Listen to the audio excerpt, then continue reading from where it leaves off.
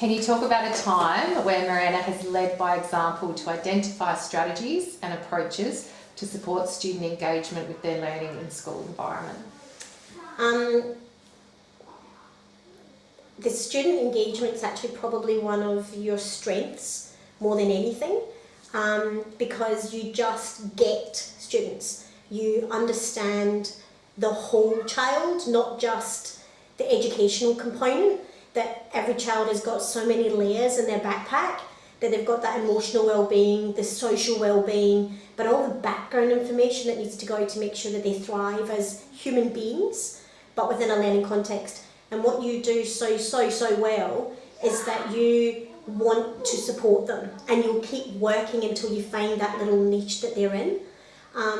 So as a house leader of MacKillop House, I've seen so many times where you've come and had a chat to me about a student within the house, particularly with PPLs, and they've got their own learning and their own way of learning, but it's how to hook them in and to be actively learning at their level, so that they thrive and actually have an accessible curriculum that's not tokenistic in any way, but is actually really relevant to them, that it's targeted and it's implemented in a way that's authentic.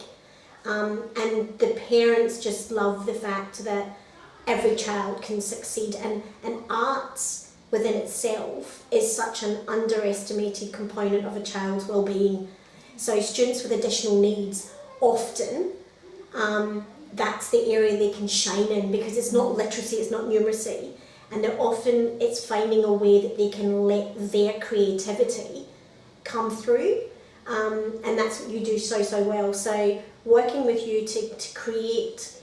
lessons as well as topics as well as assessments, to have that whole journey of a child is unbelievable, because they know exactly where they are. So that direct, explicit and teaching that you do for each of those students is just amazing.